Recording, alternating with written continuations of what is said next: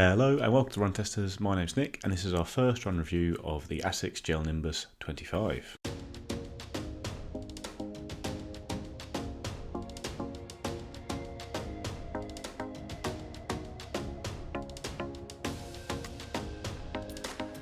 So the Gel-Nimbus is a long-running and very popular line of shoes from Asics, and it doesn't tend to change a huge amount of each generation, but this year Asics has thrown caution to the wind. They come out with a very different shoe, which they've really been pushing hard with a big marketing campaign and calling it the most comfortable shoe. And it's fair to say a lot has changed from the previous edition of the Gel-Nimbus, the 24. Price, though, seems to have stayed the same. Like, I've got the UK price from Asics as £165, which is the same price as the Gel-Nimbus 24 in the UK, so I'm assuming it'll still be $160 in the US as well. And the Gel-Nimbus 25 is going to be available from February 1st worldwide.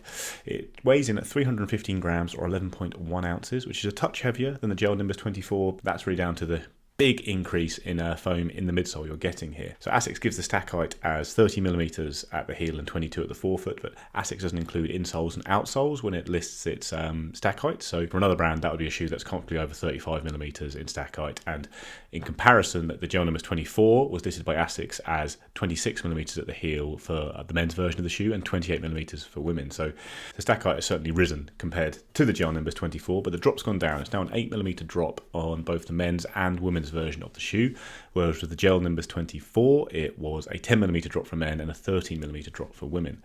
So the midsole is where the big changes are. You've got 20% more foam in there compared to the Gel-Nimbus 24, and gel is gone. We've now got PureGel instead, which is not visible from the outside of the shoe, whereas gel was visible on the old Gel-Nimbus 24. And it's basically a softer, lighter gel. There's just a little bit of it in there. I think really the big change is just the extra FF Blast Plus foam you're getting here on the shoe, which is now also an eco version of FF Blast Plus, so it's at least 20% made from bio-based materials. But really all the changes add up to a softer, bigger, maybe slightly bouncier midsole compared to the previous edition of the shoe. You've also got a new knitted upper with a stretchy tongue and collar going on here. Loads of padding that goes around the back of your heel there in the shoe, and a plastic heel counter for a little bit of extra stability. And then you've got pretty solid rubber coverage there. So the heel rubber feels a little bit firmer to the touch compared to the forefoot rubber, but you'd expect both to be nice and durable. Hopefully they'll provide pretty good grip as well. So on the fit of the shoe, it's fine for me, true to size. I thought the toe box might be a little bit too roomy when I first pulled it on, tried it on, but actually, you know, it's about bang on where you'd want it for the run. Good amount of room there. I was held nice and comfortably around the midfoot and heel, so no concerns there. So yeah, so the fit is all good, true to size. I think that's been the same for me, pretty much every Asics shoe, actually, I've tested over the last couple of years. So just heading off to do my first run in the Asics Gel-Nimbus 25. Most comfortable shoe in the world, according to Asics. Well, I need a comfortable shoe today. Got 50 miles on the plan, and it's Sunday, my Sunday long run after a slightly higher mileage week than I've been doing recently, just building back up again for marathon training. So a little bit tired today, a little bit fatigued. So be able to tick over in a very cushioned shoe like this should be very nice. Got no real pace aspirations, just gonna go and enjoy, turn the legs over, keep them moving, see what pace gets spat out really, and enjoy what is a sunny day for once, having done most of my runs this week in the rain.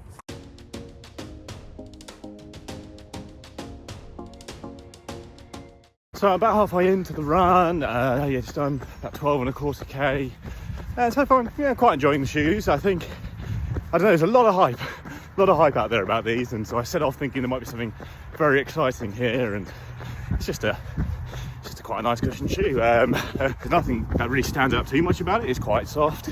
It's got a reasonably smooth ride, but yeah, it's okay. I'm enjoying it fine. The outsole's been a bit, I don't know, this happened a bit with an Overlast when we first started using that as well, but on kind of slightly greasy surfaces it slipped a little bit, but with an Overblast, once it roughed up, it started to grip a bit better, so hoping that will happen here as well.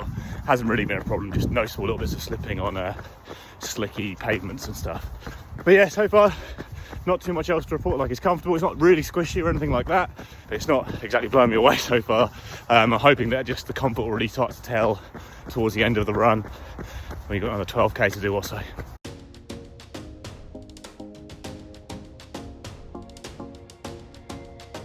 So back from the run now, 50 miles banked, pretty easy, enjoyable stuff today. The weather turned, I didn't actually avoid the rain for the whole run, unfortunately, but oh well, it's not as wet as it's been this week, so that's one thing.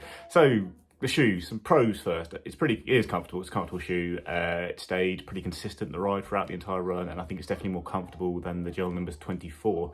Actually did a very similar run, the Gel-Nimbus 24, when I was testing that. 24 miles, easy on a windy, wet day, and it wasn't that comfortable. I didn't enjoy it that much.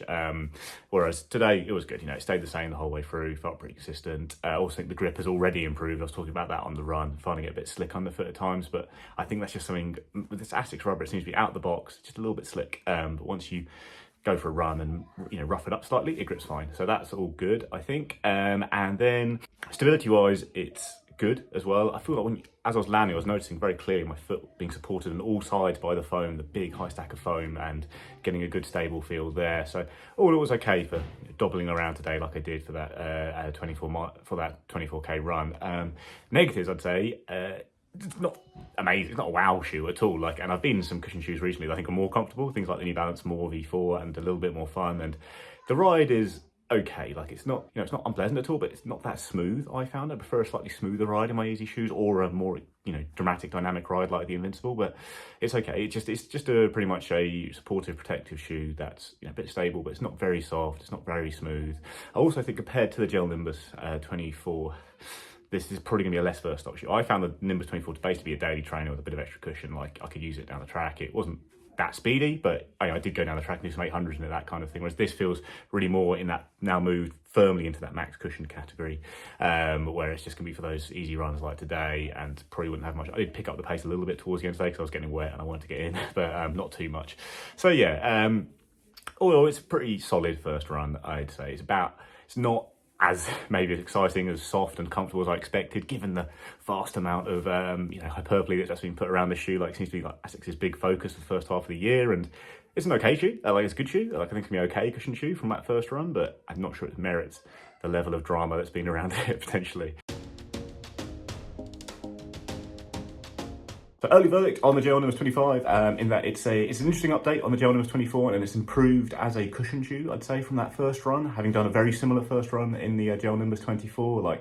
There's more stack there, it's a more comfortable shoe, it feels like it does feel a bit softer underfoot than the Gel-Nimbus 24, and if you're looking for a max cushioned kind of cruiser shoe, it's another strong option out there. It's a better option, I'd say. I think the Gel-Nimbus 24, I actually didn't find that comfortable if I was pushing past around 10, 13 miles in it.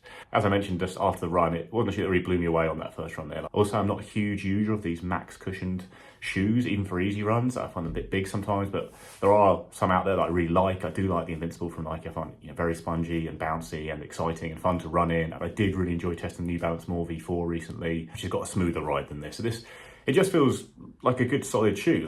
There's nothing outstanding about it really. There's a bit more foam in there. Just PureGel, I don't know. It feels like an FF Blast Plus shoe to me, and that's good. It's a good thing. It's a nice foam. It's not too soft. It maintains the feel throughout the whole run, like it did today. It doesn't start to bottom out or anything like that. But it's not a super soft ride. It's not a super bouncy ride. It's just a solid ride. And I think it's going to be a decent cushion shoe. We'll see with some more testing, obviously, but it's a very expensive shoe. It's £165, and it's a shoe that Asics is really pushing this year as something a bit different, and I don't think it is anything that different. It's a more comfortable shoe than the Gel-Nimbus 24, but I don't think it's going to really stand out that much on the cushion shoe market. But obviously, loads more testing to do. Hopefully some of the rest of the team will be able to use the shoe as well for our full review, and we've got a couple of people on the team who really love these big max cushion shoes like Tom and Jane, so hopefully we'll get their thoughts.